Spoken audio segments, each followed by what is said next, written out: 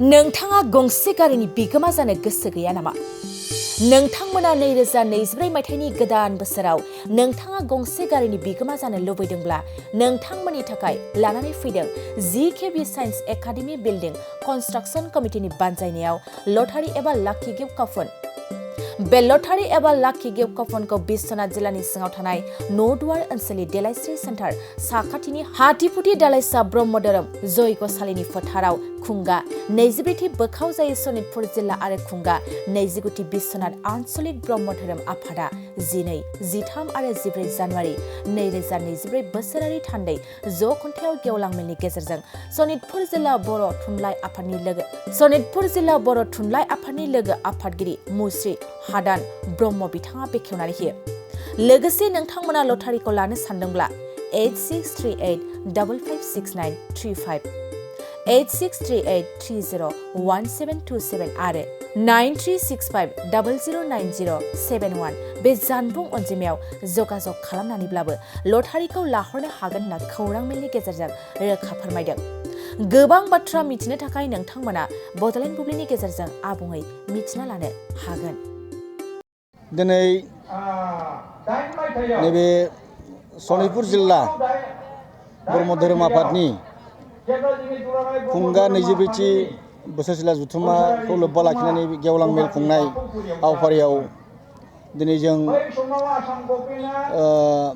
दुलाराय ब्रह्म धोरोम लाइमोन आफादनि बिबानजों होजानाय लटारि खुंफुं आफाद, बे लटारि खुंफुं आफादा सनितपुर जिल्ला ब्रह्म धोरोम लाइमोन आफादनि जानानै फैगौ 12 एप्रिल 2024 मायथाइयाव खालार खालि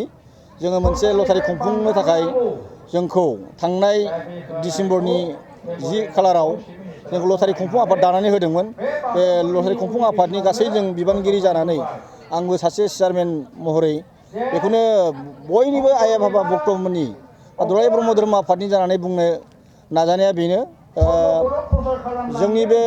दुलाराय ब्रह्म धोरोम लाइमोन आफादखौ गोजोरै रांखान्थि बिथायाव आवगायलांनो थाखाय जोंहा मोनसे थांखि दं। बे थांखिया फैयै फैयै बोसोरथामाव आगान होबाय। दा बे असिलायैनो जोंनि सनितपुर जिल्ला ब्रह्म धोरोम आफादनि खुंनांगौ बिबाना फैनायलाय ढेकियाजुलि आन्चलिक ब्रह्म धोरोम बे आफादनि सिङाव जोंखौ बे लटारि आफादखौ खुंना हरनांगौनि थांखियै जों दिनै बेवहाय बे जोंनि गेवलां मेलाव जोङो बेखेवनाय जादों। बे बेखेवनायाव जोंहा खोब खाफाल गोनां। दिनैनि बे गेवलां मेलाव जोङो बेखेवगिरि महरै बे लटारिखौ बेखेवदों। मानिजाथाव फुजिजाथाव जोंनि गुरुदेव कालिचरन ब्रह्म एकाडेमि बर्डनिनो गाहाय नेहाथारि, लोगोसे सनितपुर जिल्ला बर' थुनलाइ आफादनिनो लोगो आफादगिरि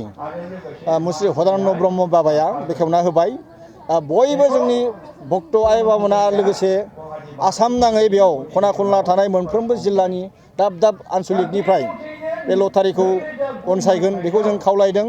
बेवहाय जोंहा ओरैबायदि मोनसे प्राइज थिखानाय दं। जों गासै प्राइज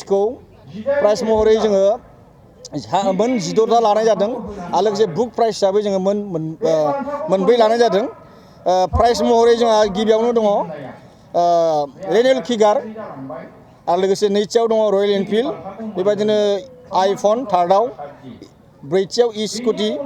बेबायदिनो जोङो ओरै सना एन्ड्रइड मबाइल LCD गोबां गासै 16टा। लोगोसे जोङो बुक प्राइजखौ ओरैबायदि लानाय जादों, सोरबा जुदि बुक फानगिरिफ्राबो गोसो बोनो हाथों होननानै जोङो सेथि प्राइज जोङो एक्सेल जोङो बाइक बेखौ जों लानाय जादों, आरो नैथियाव गियार बाइसाइकेल जों बेखौ लानाय जादों। बेनिफ्राय थार्डआवबो जोङो लादों एन्ड्रइड मबाइल, आरो ब्रैथियाव जोङो बुक प्राइज होनाय जादों केस मानि। बेवहायबो जोंहा 5,000 थागोन। टिकेटनि बेसेना खिन्थु जोंना मात्र 100 रांल'। जोङो गासै आसामावनो फाननायनि असिलायै जोङो लादों टिकेटखौ गासै 42,000, आरो बेयाव जोंहा टिकेटनि बुकआ थागोन 7,000। दा बे बुकखौ जोङो अल आसामाव केलकुलेसन खालामनानै जोङो आसा फारिदों बियो थाबैनो बैसागुनि सिगां बियो टिकेटआ जोबगोन, आरो बेखौ जोङो मोनफ्रोमबो जिल्लानि बिबानगिरि बाबामोननोबो लोगोसे मोनफ्रोमबो गांखं आफादफोरनिसिम जों बेखौ दैथायहरगोन जा मिजिं थिदों परम ब्रह्मनि अननाय आरो गासै आइ बाबा भक्तमोननि आरो जोंनि बे ब्रह्म धोरोम लाइमोन आफादनि जिथु रांखान्थि बिथाखौ गायसननो लानाय जिथु गुबै थांखि बेयो मोगथां महर मोनगोन बेखौ जोङो मिजिं थिदों आरो बेवहाय कपननि माखासे नेम लटारि फाननायनि मोननैसो नेमखान्थि दं बेखौ फोरमायनो सानदों साफ्रोमबो बेखौ लटारि बेक्तिफ्रा जायफोर लागोन बुक बेयाव गां 6था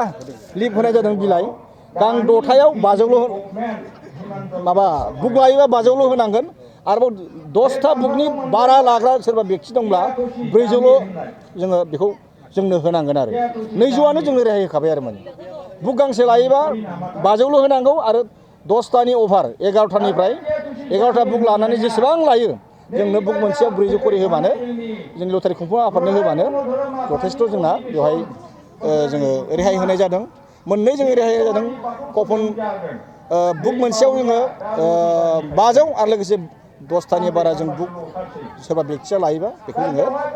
मात्र 400 जों बेबायदि इजि प्रसेसजों जोङो लटारिखौ खुंनो थाखाय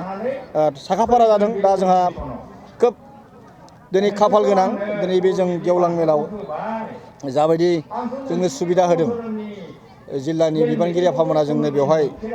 लटारि खुंफुं आफादनो बेखेवनानै होनो जों खाबु होबाय बेनि थाखाय आं बयनिसिमबो गुरु आफामोन आरो जिल्लानि बाबामोनखौबो आङो साबायखर बावदों टार्म्स एन्ड कन्डिसनाथ' जोंहा बारा गैया जोङो लटारि खुंनाया जोंना ओरैबायदि जादों बान्थाफोरखौ जोङो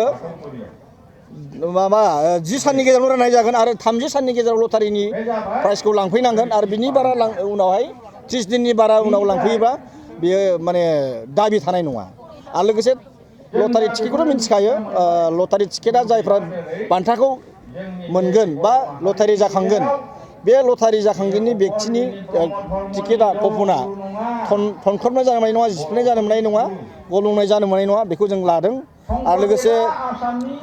बे उफ्रा स्पेसियेलि बुक कपनखौ जोङो गेलेगोननि बा 12 एप्रिलनि सप्तासे सिगाङावनो जोङो बे बुक खेलखौ गेलेगोन बेनिखायनो बुक खेलखौ जोङो सिगाङाव होगोन बेनि उनाव जोङो बाय डेट जोङो 12 एप्रिलाव जेनेरेल जोङो कपननि गिफ्टखौ गेलेनाय जागोन बेखौ जोंनिनो धेकियाजुलि ओनसोलनि सिङाव थानाय गुरुदेब कालचरण ब्रह्म जों मा समनि लांगोनायावनो जों बेखौ खुंनाय जागोन बयनिबो रायजो राजानि नुजाथिनायावनो बेखौ जोङो होनाय जागोन अनलाइननि दङ जों बे फिथाइखौ लटारि गेलेनाय फिथाइखौ जों बड'लेण्ड रादाब बड'लेण्ड बुब्लि आरो वाट्सएप प्रफाइलनि गेजेरजों बेखौ फोसावनाय जागोन बयबो बेखौ मिन्थियाबालानो थानाय नङा मिन्थिजोबगोन आरो बेखिनियानो बेखौ टिकेट बायनो हानाय मोनसे अनलाइन बेबस्था थागोन नामा बेखौ उननि समाव जोंनि लटारि खुंफुं आफादनि जगाजगजों बेखौ जों बेबस्थाखौ लानो गोनां जों सानदों गोजोनथाव रादाब जाय बिथांमोना बे जोंनि लटारि टिकेटखौ लानो गोसो गोजाननिब्लाबो जेरावखि थायाथों मानो जोंहा मोनसे सुबिदा दं जोङो जानबुं नाम्बार बे जानबुङाव जोंखौ जगाजग लानानै बेयाव 3 मानसिनि जोङो जगाजग नाम्बार होदों बे जाहैबाय 8638556935 बेवहाय हरनो हागोन 8638556935 बेयाव नमद बसुमतारी बे आफादगिरि आरो लोगोसे 8638301727 8638301727 बेयो जा नेहाथारि लटारि खुंफुं आफादनि फुंखा गयारि बे बाबानियाव लाहरनो हागोन लोगोसे नैबाव दङ सासे जोंनि रांबान्दारि 9365009071 आरो खनसे बुंबावदों 9365009071 बे जाबाय जोंनि लटारि खुंफुं आफादनि माबा बियो ट्रेजारार खाख्रेब बसुमतारी बे बाबाया जोंनि ट्रेजारार बे बाबानियावबो जगाजग लानानै थोंजोङै हायाबाबो जगाजगनि गेजेरजों बेखौ दैथायहरनायनि सुबिदा थागोन एसेनोसै बाजाज बाइक लानो गोसो गुदुं सुबुंफोरनि थाखाय गाहाम खौरां माग बिहु फोरबोआव लाबोदों क'क्राझार सहराव थानाय दावहारु अट' एजेन्सिया फैगौ 15, 16 आरो 17 जानुवारियाव माग बिहु अफार्स आरो लोगोसे मेगालन आरो एक्सचेन्ज मेला होगासिनो दं बायगिरि बिथांमोना एसेल' बिबांनि रां होग्रोनानै गाव गावनि लुबैनाय बाइकखौ बायनो हागोन दावहारु अट' एजेन्सिया बायगिरि बिथांमोननो लवेस्ट डाउन पेमेन्ट होनानै बाइक लानो हागोन नोंथांमोना क'क्राझार सहराव थानाय दावहारु अट' एजेन्सि श'रुमजों लोगोसे कारिगाव फेस्टिभ आउटलेट आरो दतमा फेस्टिभ आउटलेट आरो बडगाव फेस्टिभ आउटलेट ब्रान्च श'रुमावबो होबाय थानाय माग बिहु अफार्स आरो लोगोसे मेगालन आरो एक्सचेन्ज मेलायाव फैनानै नोंथांनि लुबैनाय बाजाजनि बाइकखौ लांफैनो हागोन। बाजाजनि बाइक सालायनो मोजां मोनग्रा रायजो राजाफोरनो दावहारु अट' एजेन्सि श'रुमा लोगोसे मोजां अफारफोरबो लाबोदों। बेफोरनो जाबाय 5 लिटार पेट्रल फ्रि, गंनै हेलमेट फ्रि, बाइक बायगिरिफोरनो फ्रि एसोर गिफ्ट हरनाय जागोन आरो एक्सचेन्ज खाबुआबो एभेलेबेल जागोन। मोजां खाबुबो होबावदों। 500 रां होग्रोनानै गोसोबायदि बाइकखौ आवग्रिना दोननो हागोन। आबुङै मिथिबावनो थाखाय 6003 99187 8822 01819 93 जानबुं नाम्बाराव खौरां लाहरनो हागोन।